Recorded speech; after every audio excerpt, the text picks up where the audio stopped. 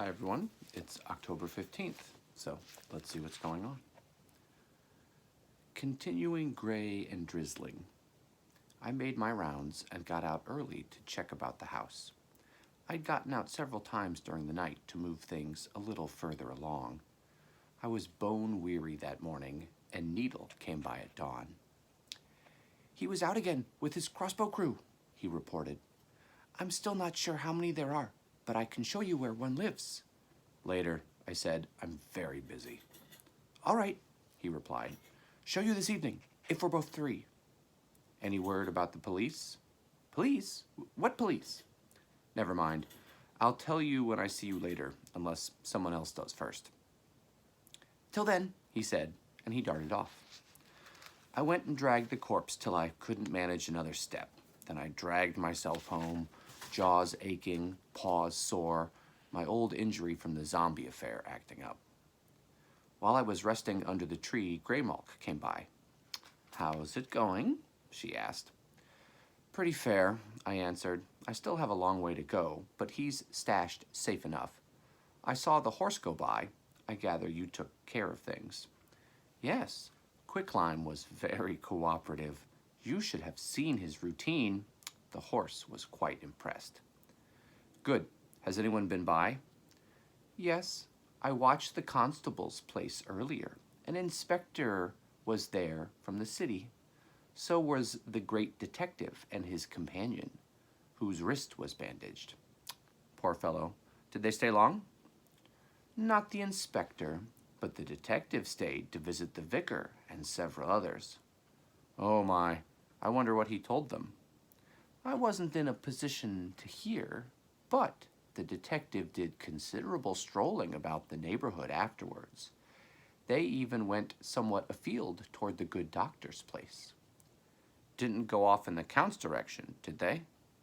"No, they stopped and asked Owen about beekeeping, though. A pretext, of course. And I was near when they noted the arrows stuck in the side of your house." "Damn," I said. "Forgot. Have to do something about them." "I have to go bury some things now," she said. "I'll try and talk to you later." "Yes, I have some work to do, too." I made my rounds again, and then went off to drag the inspector a little further along.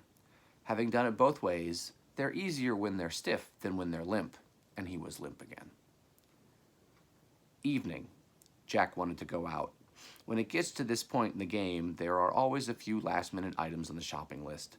This time the place was swarming with patrolmen, some of them walking in pairs. Crazy Jill swooshed by at one point, turning a few heads. Through the open door of a gin mill, I saw Rastov seated at a table, alone, save for a bottle of vodka and a glass. I wondered what happened to Quicklime on these occasions if he's gone internal. A rat resembling Bubbo scurried by, a finger in its mouth.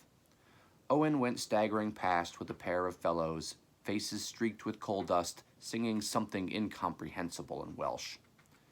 I saw Morris, bewigged, dressed as like a woman, heavily rouged, hanging onto McCabe's arm. "Party time," Jack observed, "before things start to get serious."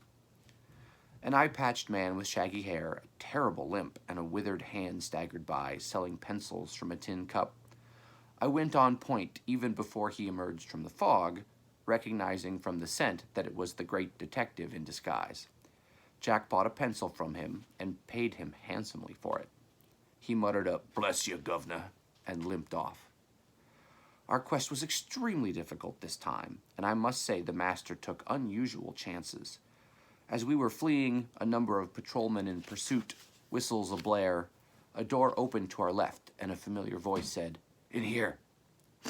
We ducked inside, the door was closed softly behind us, and moments later I heard the police rush past. "Thanks," I heard Jack whisper. "Glad to be able to help," Larry Talbot replied. "Everybody seems to be out tonight." "It's getting to be that time," Jack said, and his parcel began to drip softly. "I've a towel here you can have," Larry said. "Thank you. How did you know that it might be needed?"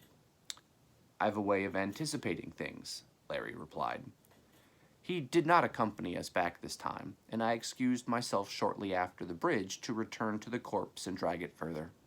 Something had gotten to it and stolen a few nibbles, but it was still largely intact. As I was struggling along, I thought I heard Greymalk voice a greeting from somewhere overhead, but my mouth was full, and I did not want to stop work to look up.